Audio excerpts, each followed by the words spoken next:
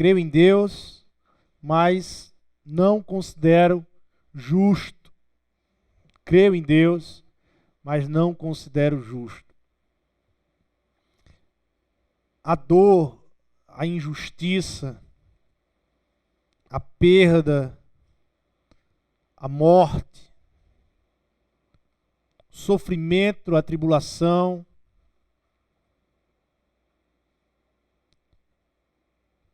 tudo isso nos cerca. Nós vivemos em meio a um mundo caído de fato e que cerca as pessoas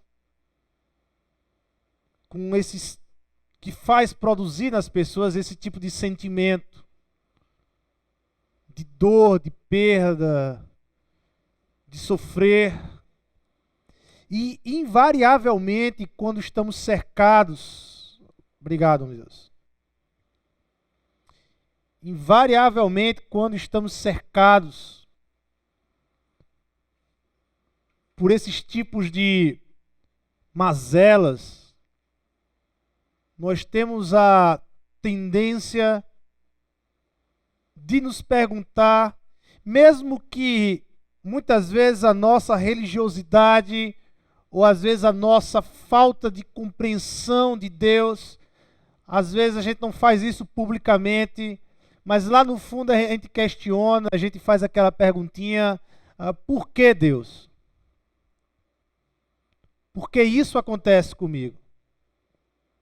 Até quando o Senhor vai ficar em silêncio diante de tanta perversidade, diante de tanta maldade? Até quando pessoas boas, inocentes, elas morrem? Até quando vamos ter que conviver com as tragédias? E que muitas vezes pensamos que as tragédias estão um pouco distantes de nós, até que elas se aproximam de uma forma tão perigosa que bate à nossa porta. A experiência do Ranilson e da Patrícia, que certamente já ouviram tantas e tantas histórias de pessoas que tiveram seu carro assaltado, roubado, de tantas histórias, mas que um dia as histórias que aconteciam com os outros bateu na porta deles e disse assim, ó, agora é a vez de vocês.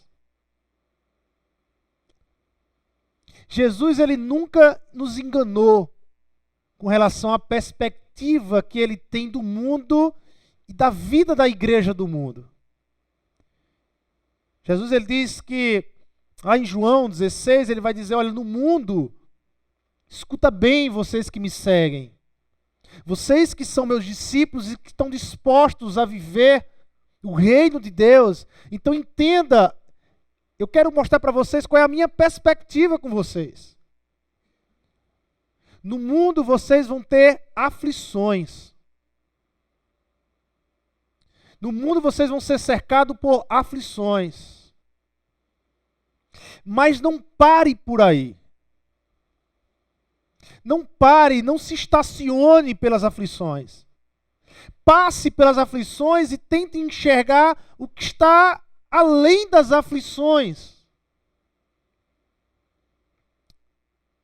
Muitos de nós e muitas pessoas se congelam nesse primeiro momento do texto. No mundo tereis aflições. Mas o texto não para por aí. O texto traz uma esperança a todos os discípulos, a todos aqueles que renderam-se à realidade do reino, renderam o coração a Jesus. Como é que o texto continua? Mas tende o quê? Mas tende bom ânimo. Por que bom ânimo? Porque o nosso Senhor Jesus, ele já venceu esse mundo que vivemos. Esse mundo já está decretado, acabado, findado. O destino de todas as coisas já está determinado. Nada acontece desconectado com um projeto maior de Deus, com um macro projeto de Deus. Mas tudo acontece no tempo, na circunstância, da forma que Deus quer que as coisas aconteçam e que seu projeto aconteça. Eu queria convidar essa noite os irmãos a abrirem um livro da Bíblia chamado Abacuque. É um livro do Antigo Testamento, pequeno, 3 capítulos, e talvez por isso quase que despercebido, né? Nos nossos folheios aí, na Bíblia. O Abacuque, lá dos profetas menores.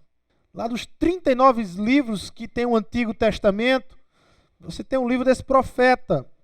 Um livro de 3 capítulos, de um tiro rápido de leitura, se você quiser. Hoje à noite, numa tirada de 20 minutos, você lê esse livro. E é um livro de um profeta, mas é um livro singular. Nada se compara no Antigo Testamento ao livro de Abacuque. Nenhum profeta escreve como Abacuque. Porque a característica dos profetas é falar daquilo que Deus quer para o povo. Então você tem profetas que falam de Deus para Israel, você tem profetas que falam de Deus para Judá, você tem profetas que falam de Deus para as nações pagãs, mas Abacuque não. Abacuque não é assim diz o Senhor. Abacuque é um diálogo entre Abacuque, o profeta, e Deus, entre um ser humano e Deus. Abacuque é um diálogo, é um desabafo, é um homem desabafando diante daquilo que ele está vendo em sua época. Abacuque escreve este livro no ano de 605 a.C., que, se pegarmos como referência os nossos anos de hoje, dá em torno de 2.600 anos atrás. Abacuque escreve num período muito conturbado no Reino do Sul, em Judá. No ano de 605, o Reino do Norte já foi totalmente destruído. Foi levado a cativeiro pelo Império Assírio, que era o grande império do momento. Mas quando Abacuque escreve, o Império Assírio está em decadência, o Império Egípcio está em decadência, e está surgindo no norte da Mesopotâmia um grande império que vem destruindo, que vem matando, que vem aniquilando, que vem trazendo medo a todas as civilizações, chamado Babilônia, Império Babilônico. E é antes da Babilônia chegar ao Reino do Sul, porque é através do Império Babilônico que o Reino do Sul, Judá, cai e é levado cativo, e Daniel é levado nesse cativeiro, o profeta Daniel, que é depois de Abacuque. É nesse momento em que a Babilônia vem destruindo tudo ao seu caminho, avançando sobre a região de Judá, mas antes de chegar a Judá, é nessa sintonia que Abacuque olha para Judá e vê toda a liderança religiosa caída em corrupção, todo o povo caído em corrupção, em idolatria, era uma injustiça, o pobre cada vez mais pobre, sendo oprimido pelos ricos, as mortes que aconteciam em Israel, em Judá, especialmente aqui em Abacuque, em Judá, as mortes que aconteciam eram determinadas por grupos pequenos. Fulano de tal está importunando, vamos inventar algo, trazer a justiça e apedreja, mata. Então, quantas pessoas morreram no período em Judá inocentes? Inocentes. E Abacuque é aquele que está vendo tudo isso acontecer ao seu redor. Toda essa desgraça, toda essa miséria acontecer ao seu redor. E se passam 100 anos. 100 anos da queda de Israel, do Reino do Norte, pela Síria, até o período de Abacuque, quando ele escreve isso. E 100 anos de injustiça. E 100 anos de corrupção. E 100 anos de morte, de tragédia, de sofrimento, cercando aqueles que são bons. Cercando aqueles que se guardam para Deus. Até então, que Abacuque ele não aguenta mais o que ele está vendo. E ele desabafa com Deus. Ele desabafa com Deus. Capítulo 1 de Abacuque, nos primeiros 4 versos, Abacuque traz um desabafo com Deus. Sentença revelada ao profeta Abacuque. Até quando, Senhor, clamarei eu e tu não me escutarás? Gritar-te-ei violência e não salvarás. Se a gente fosse contextualizar hoje, nossos dias de hoje, quantos de nós grita polícia e não tem polícia? Porque me mostras a iniquidade e me fazes ver a opressão? Pois a destruição e a violência estão diante de mim. Há contendas e o litígio se suscita. Por esta causa a lei se afrouxa, ou seja, a lei se solta, não tem mais a lei. E a justiça nunca se manifesta, porque o perverso cerca o justo, a justiça é torcida, é corrompida. É um desabafo deste homem, que poderia muito bem se guardar, que talvez como profeta dissesse não, Deus está aqui, está no controle, mas de repente ele abre o coração e diz a Deus, olha, o meu sentimento é esse, o meu sentimento é que o Senhor está vendo tudo isso e não faz nada, o meu sentimento é que eu já estou a ponto de desistir de tudo isso. De quanta miséria eu estou vendo, de quanta dor eu estou vendo, de quanto sofrimento eu estou vendo. Por que pessoas boas têm que sofrer? E a questão de Abacuque, o questionamento de Abacuque, não é algo que só fez no mundo de Abacuque, no período de Abacuque. Esse questionamento de Abacuque é um questionamento da raça humana. Em todos os seus tempos, em todas as suas épocas, se questionou por que as pessoas boas sofrem. Porque o mal aflige as pessoas boas. Porque Deus, você não age agora e acaba com tudo isso aqui, com toda essa maldade, com toda a perversidade, com o nosso sofrimento, com as perdas. Por que o Senhor não faz isso? E esse era o questionamento de Abacuque. Esse era o questionamento de Abacuque. E é interessante que Deus, quando vai responder a Abacuque, Deus não se preocupa em responder todas as questões de Abacuque. Muito pelo contrário, no capítulo 1 você vai ter os questionamentos, no capítulo 1 você vai ter a intercessão do profeta pelo povo. É Abacuque representando o povo a Deus, e não Abacuque representando Deus diante do povo, mas o profeta Abacuque tem essa diferença com relação aos outros profetas. Na verdade, é ele querendo representar o povo diante de Deus. Os questionamentos, as dúvidas do povo diante de Deus. E aí no capítulo 2, Deus vai responder a Abacuque. E é interessante que quando Deus vai responder a Abacuque, Deus não está preocupado em dizer, Abacuque, me dá aí uma questão sua. Eu respondo uma por uma, não. Nós vamos ver que quando Deus vai responder a Abacuque, Deus diz, Abacuque, vem cá. Eu quero que você conheça um pouquinho de quem eu sou. Abacuque, eu sou Deus, Abacuque. Eu sou Deus. E no capítulo 3, compreendendo quem era Deus, tendo uma visão mais clara da soberania de Deus, Abacuque ele sai da dúvida, da incerteza, da revolta, para a adoração. E o capítulo 3 de Abacuque é um reconhecimento de quem é Deus.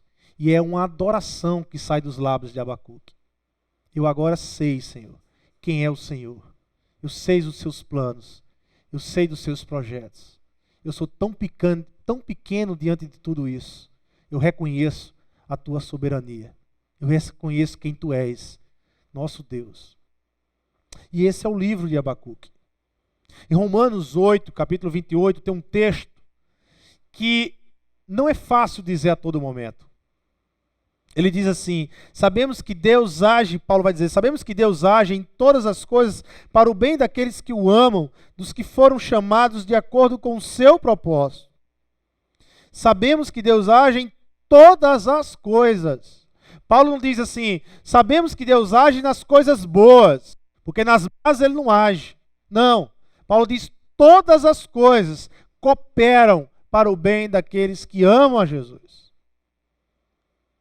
Como é que a dor pode cooperar? Como é que a aflição pode cooperar? Como é que a perda, lidar com a morte pode cooperar?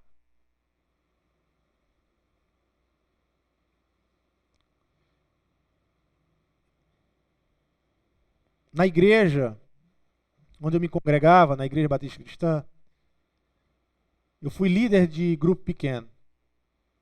Líder de célula. E eu tinha uma célula que nós começamos, que era chamada célula narniana. Eram os narnianos o nome da célula. Era uma célula de adolescentes. Era uma célula de adolescentes. Os adolescentes estavam um pouco parados na igreja, então eu convidei algumas adolescentes e outros adolescentes e vamos para um grupo pequeno. Vamos lá trabalhar a vida. E nós começamos. Durante esse tempo eu me envolvi muito com os narnianos, né? Era uma célula bem criativa. Era uma célula que praticamente liderava a juventude. Toda a programação da juventude era quase que tudo organizado pelos narnianos. E a gente nos encontrava todas as terças e era muito bacana a forma da célula, a amizade. E eu vendo a amizade sendo gerada neles e a construção dessa amizade, eu ficava maravilhado com as coisas que Deus fazia. Me lembro uma vez que eles fizeram uma surpresa, um aniversário para mim. Escreveram cada um uma carta assim, que era um rolo que você abria, e até hoje eu guardo isso, né, que eles escreveram para mim, né? E tinha pessoas muito especiais na célula. Uma delas era a filha de um grande amigo meu que se formou, um irmão amado, um homem que Deus usa muito na minha vida, não só em palavras, mas na vida mesmo, na prática de vida. E eu fazia o seminário. A filha dele, né, que se chamava Ilana, ela tinha 18 anos de idade. E eu me lembro que eu estava no seminário numa terça-feira, junto com ele, nós estudamos, e ele disse, Arthur, eu ainda não tinha carro, e ele sempre me deixava em casa. E naquela terça-feira à noite ele fez, Arthur, eu estou indo para o hospital, estou indo para o Alfredo Gugel. A Ilana está lá, tem uma febrezinha e tal. E eu vou passar rapidamente lá, porque a mãe vai ficar com ela lá. E de lá eu posso deixar você em casa. Eu disse, não, tudo bem, eu aproveito e falo com ela. E naquela terça-feira à noite a gente saiu do seminário, fomos no hospital São Lucas. E lá ela estava tomando um soro, eu conversei com ela e brinquei. Ela estava com uma certa anemia. Eu disse, a gente brinquei, ela não gosta de comer fígado. Comer muito fígado, a gente brincou aquilo. E ali na terça-feira à noite eu fui para casa. A gente foi para casa. E segunda-feira amanheceu, e a quarta-feira amanheceu, e eu fui trabalhar. E por volta de meio-dia, eu recebi uma das notícias mais tristes e mais impactantes da minha vida. Quando de repente meu telefone tocou, e aquele homem dizendo que Deus tinha levado a princesa dele para o céu. Ela tinha 18 anos. Uma menina cheia de vida, cheia de expectativas no ministério. Né? Ela sonhava em fazer medicina, sempre pedia oração por isso para mim, para entrar na faculdade. E Deus levou aquela menina para o céu. E aquilo ali foi uma comoção muito grande no meio da juventude, dos adolescentes da igreja.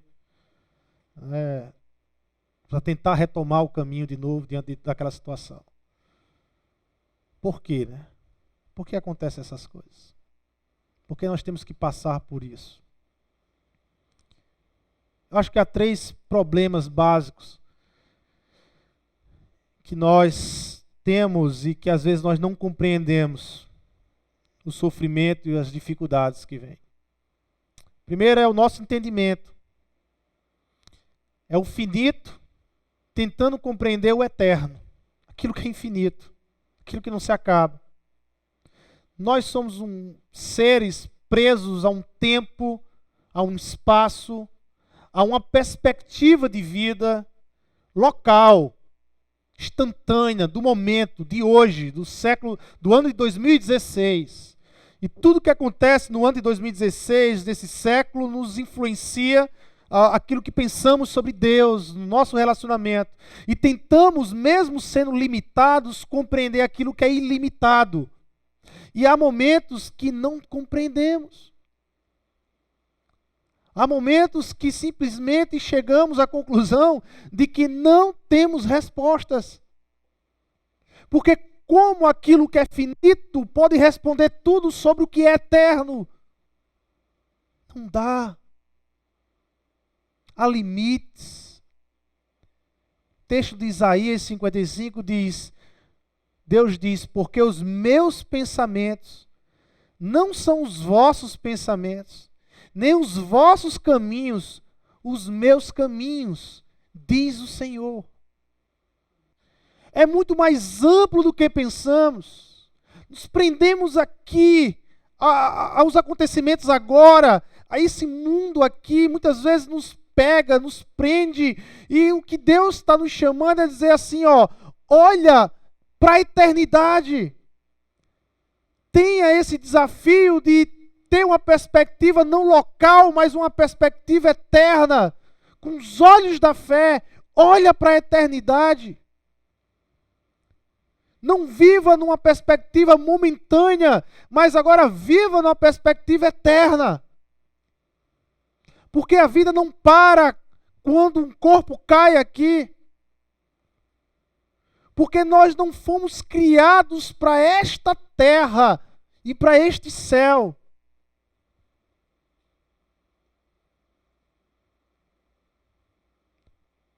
Essa perspectiva de eternidade que muitas vezes nós não temos e que se torna uma barreira para a compreensão de tudo aquilo que nos rodeia, que acontece, que nos faz sofrer. Uma outra coisa é a nossa preconcepção de Deus. Projetamos um Deus segundo as nossas preferências. Projetamos um Deus não da forma que Ele é, mas da forma como nós queremos que Ele seja. E isso é uma barreira. Deus, Ele é soberano. Deus, Ele é o Criador de todas as coisas. Aquele que determina sobre a criação. Muitas vezes temos uma perspectiva de Deus pequeno. De um Deus mais parecido com os deuses gregos, que tem todo tipo de mazela do homem, dos sentimentos caídos do homem, do que um Deus verdadeiro que está sobre tudo isso. Diminuímos Deus na nossa perspectiva local. A palavra de Deus diz em Salmo 46, o Senhor diz, aquietai-vos e saber que eu sou Deus, serei exaltado sobre a terra. Fica quieto. Silêncio. Entenda quem eu sou, Deus todo soberano, e entenda que um dia eu serei exaltado sobre toda a terra. Por mais que você veja injustiça, por mais que você veja morte, por mais que você veja corrupção, por mais que você veja fraqueza, entenda que um dia eu serei exaltado em toda a terra. É Deus chamando a enxergue na minha perspectiva. Para de enxergar na sua perspectiva aí. Enxerga na minha perspectiva. E a outra coisa é o nosso imediatismo. Deus parece estar presente, sempre atrasado diante das nossas necessidades pessoais. Parece que Deus está sempre atrasado. Parece que nada acontece. Sabe, parece que Deus está lá meio que... Senhor, tu está calado diante de tanta injustiça, você não faz nada. Você está calado diante do meu sofrimento, das minhas lutas, e o Senhor não faz nada. Porque nós temos uma tendência de sermos muito imediatistas. Nós queremos que a coisa aconteça agora, aqui, nesse momento. Ah, Senhor, eu estou orando para o Senhor, então faz agora. Eu quero isso agora. E muitas vezes o que pedimos é uma proposta mais pessoal do que uma proposta do reino de Deus. Do que uma proposta da perspectiva de Deus. É mais a nossa perspectiva do que a perspectiva de Deus. Por isso que Abacuque ele vai dizer: até quando, Senhor? Até quando tudo isso vai acontecer? Até quando essa miséria vai acontecer? Até quando esse povo vai estar caído e o Senhor não faz nada? Já se passaram 100 anos e nada. Aí então Deus ele diz assim: Abacuque, deixa eu lhe mostrar um pouco dos meus planos para o reino do sul. Deixa eu me mostrar um pouco dos meus planos para Judá. E então Abacuque tem uma visão tremenda dos planos de Deus. Abacuque 2, capítulo 2, do verso 1 ao 3, o Senhor Deus ele chama Abacuque a ficar sobre as torres de vigia. Por-me-ei na minha torre de vigia, colocar-me-ei sobre a fortaleza, e vigiarei para ver o que Deus me dirá e que resposta eu terei à minha queixa. O Senhor me respondeu e disse: escreve a visão, grava-a sobre tábuas, para que a possa ler até quem passa correndo. Porque a visão ainda está para cumprir-se, no tempo determinado, mas se apressa para o fim, e não falhará, Abacuque. Se tardar, espera-o, porque certamente virá, não tardará, não tardará. Diante do sofrimento e do mal do mundo, o ser humano pode assumir algumas posturas. Ele pode assumir a postura do cinismo, ele pode assumir a postura do ceticismo, ele pode assumir a postura da indiferença, sabe, uma coisa tanto faz. Se esse sofrimento não é comigo, não estou nem aí. Ele pode assumir a postura da revolta e se revoltar por aquilo que Deus coloca sobre ele. Mas existe uma saída muito melhor para aqueles que conhecem o Senhor. Existe a postura do esperar no Senhor, da prática de saber esperar no Senhor.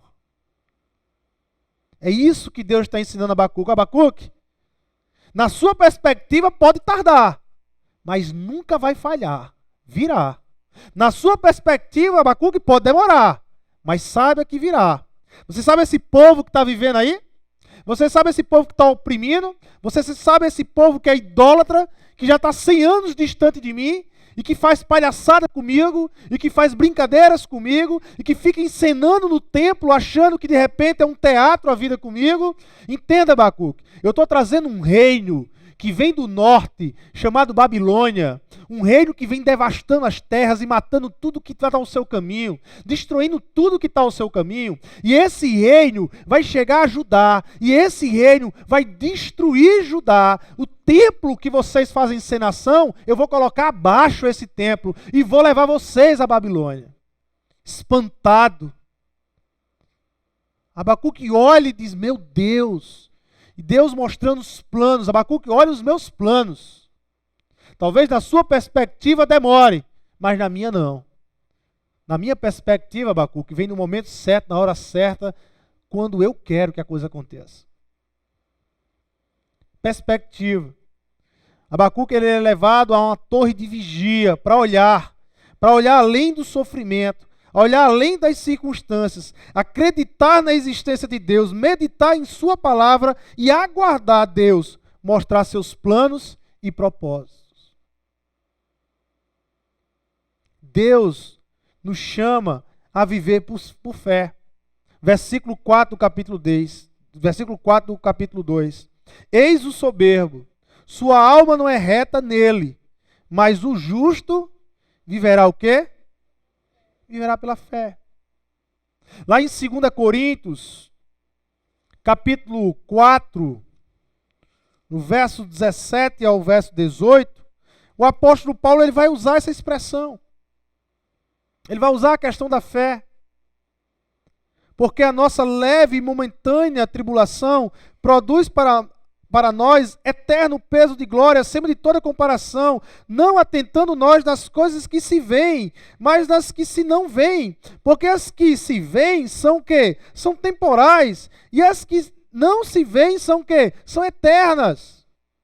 Quando Deus ele nos chama a viver no reino dele, Deus nos chama apenas para vivermos o tempo do hoje. Deus não nos chama apenas para ficarmos curtindo a nossa salvação no tempo presente, mas Deus nos chama a curtirmos a nossa salvação num tempo futuro, na eternidade. Viver pela fé é olhar toda essa tribulação, todo esse sofrimento que nos cerca, toda dor que nos cerca, como nuvens pesadas, mas acreditar e saber que acima dessas nuvens densas existe um sol que está brilhando.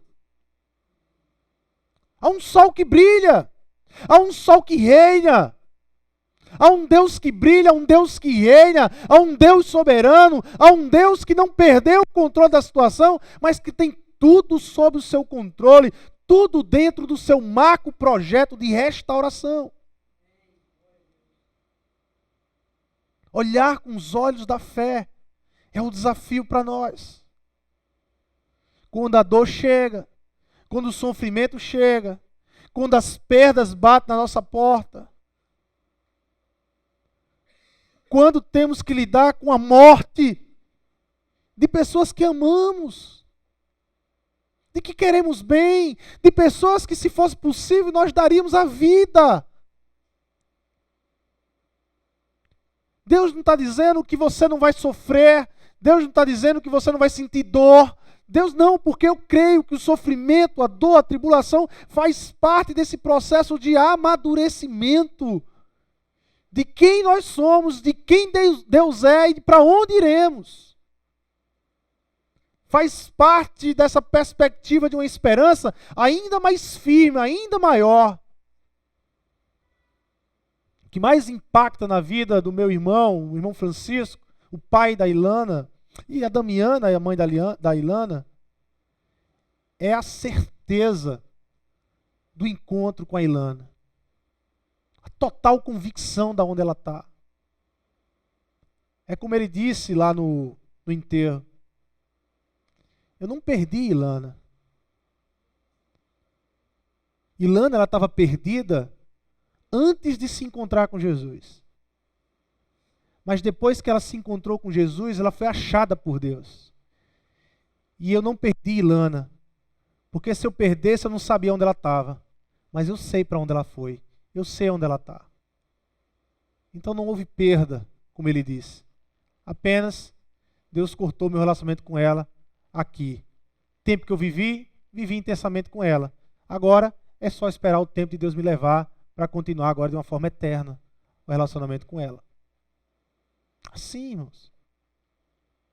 E aí passamos pela a perspectiva da morte, da dor e do sofrimento de uma forma diferente, de uma perspectiva diferente. O justo viverá pela fé. Olha só o que Abacuque, o que Deus traz para Abacuque como visão. É Deus tratando Abacuque, Deus tratando as dúvidas de Abacuque, os questionamentos de Abacuque. Abacuque, presta atenção, capítulo 2, verso 14, Deus fala para Abacuque, pois a terra, entenda Abacuque, um dia, você não está vendo agora, mas entenda, pois a terra se encherá do conhecimento da glória do Senhor, como as águas cobrem o mar. Ah, Abacuque, um dia toda essa terra se encherá do conhecimento e da minha glória. Um dia todo esse povo será reunido e viverá eternamente junto a mim, e reconhecendo e glorificando o Criador. Abacuque estava num momento terrível, dificuldade de enxergar tudo isso, porque a mente dele estava nas circunstâncias, a mente dele estava naquilo que cercava. Deus chama Abacuque a enxergar com os olhos da fé. Deus chama Abacuque e diz, Abacuque, vai para as torres de vigias. As torres de vigia eram torres altas, que serviam para ver os inimigos, ou até os amigos, mas era principalmente os inimigos. O que Deus diz assim, Abacuque, sobe numa torre de vigia, olha o mais distante que você conseguir olhar, porque eu quero que você veja que eu tenho coisas muito maiores do que isso que está acontecendo ao seu redor. Os meus projetos são muito mais além do que tudo isso que te cerca, Abacuque. A fé nos faz fazer isso. A fé é esse desafio. Está sofrendo, está com dor, está com perda, está passando por um momento de prensa, né? A aflição é a ideia do grego de prensa, de imprensar. Está passando por um momento de prensa, sobe na torre. Olha teus olhos com a fé e perceba o que é que Deus tem para você.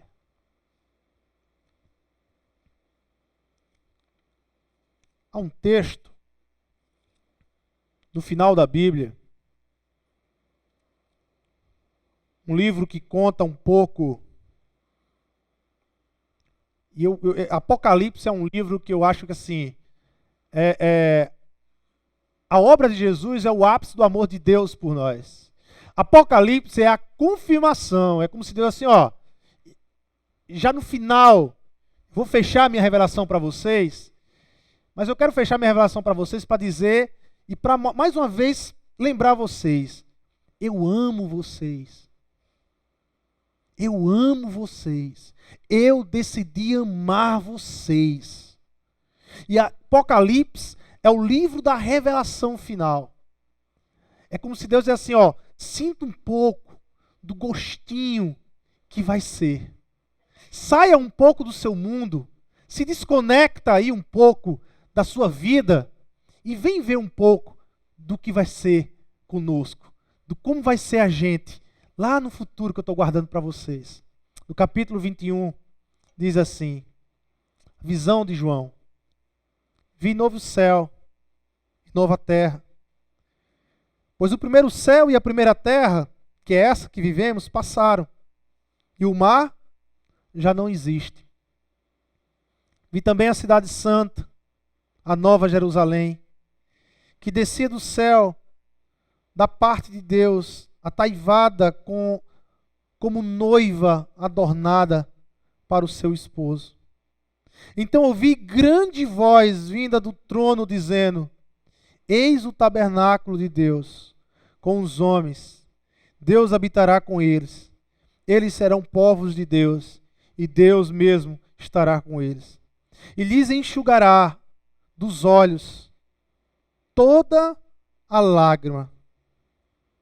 Você chora hoje? Há choro e pranto hoje. Sabe que é lícito você chorar. É certo você chorar. Eu choro pela dor. Eu choro pelo sofrer. Mas entenda que um dia, cada lágrima que cai do seu rosto, ela vai ser enxugada pelo próprio Deus. Mas ele não termina por aí. Ele diz algo também para nós. Dos olhos toda lágrima. E a morte já não existirá. Já não haverá luto, nem pranto, nem o quê? Nem dor. Porque o que aconteceu? As primeiras coisas já foram passadas. Esse é o nosso final, irmãos. A fé, ela nos faz, em alguns momentos, a necessidade de a gente olhar para isso e dizer, vai passar a dor, vai passar o sofrimento, porque eu sei que um dia que eu fechar os meus olhos aqui, eu vou contemplar no final da minha vida essa realidade que João escreveu lá em Apocalipse. É como se Deus tivesse assim, há momentos aí na igreja, há momentos na caminhada de vocês, que vocês vão ter que ler Apocalipse para se encher de esperança de novo. Sabe, para se encher de... Há momentos que a gente precisa que Deus nos mostre o que está além dos muros. Além dos muros. A queixa de Abacuque, no final da vida, no final da sua caminhada com Deus, a queixa de Abacuque dá lugar à adoração. Vamos ler um texto bem clássico de Abacuque, já virou até música, né? Abacuque capítulo 3, verso 17. Depois de Deus mostrar os planos dele para Abacuque, depois de Deus mostrar a Abacuque, olha o quanto você é pequeno, Abacuque. Olha quem eu sou, Abacuque.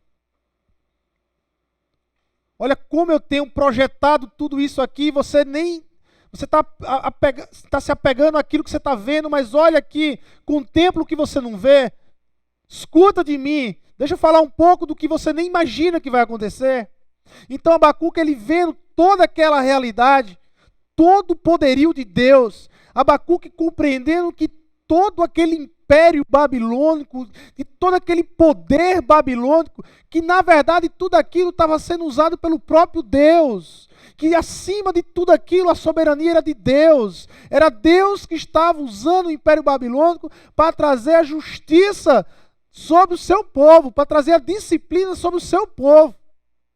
E Abacuque entendendo, então, meu Deus, então significa que se a Babilônia, com tudo isso, está em tuas mãos, Senhor. E você imagina a época da Babilônia, botava medo em todo mundo. Abacuque estava um pavor. É a Babilônia que está vindo, é o Senhor que está trazendo, mas aí ele entendeu. É isso mesmo. É o Senhor que tem um controle sobre a Babilônia. Todos os povos, tudo está sob o seu controle. Nada passa despercebido da vontade de Deus. Tudo, no fim, é vontade de Deus, irmãos. Por mais difícil que seja, por mais incoerente que seja, por mais que a gente tenha dificuldade, por mais que vá contra a nossa lógica de respondermos, mas no fim, se você perguntar por que isso acontece, porque Deus permite. Porque se Deus não quiser que não aconteça, não acontece, meu amigo. Porque não há quem possa contra Deus. Não há um ser que possa contra Deus. Então Abacuque, reconhecendo a soberania de Deus, então ele muda o seu questionamento e ele passa então a um canto de adoração. Ele diz assim a partir do verso 17: ainda que a figueira não floresça, não haja fruto na vide, o produto da oliveira minta, e os campos não produzam mantimento. Abacuque está tocando naqueles pontos principais da economia de Israel e de elementos que se misturavam com a espiritualidade de Israel. As ovelhas sejam arrebatadas do aprisco, e nos currais não haja gado. Tudo isso, mesmo que nada disso exista, mesmo que a gente perca tudo isso, o que significaria uma nação morta naquela época, todavia, eu, Abacuque, me alegro no Senhor, exulto no Deus da minha, o quê? Da minha salvação. O Senhor Deus, Ele é a minha força, a minha fortaleza, e faz os meus pés como os pés da corça, e me faz andar altaneiramente, erguido, olhando para o alto. No final, Abacuque ele pede para que transforme esta adoração em um louvor.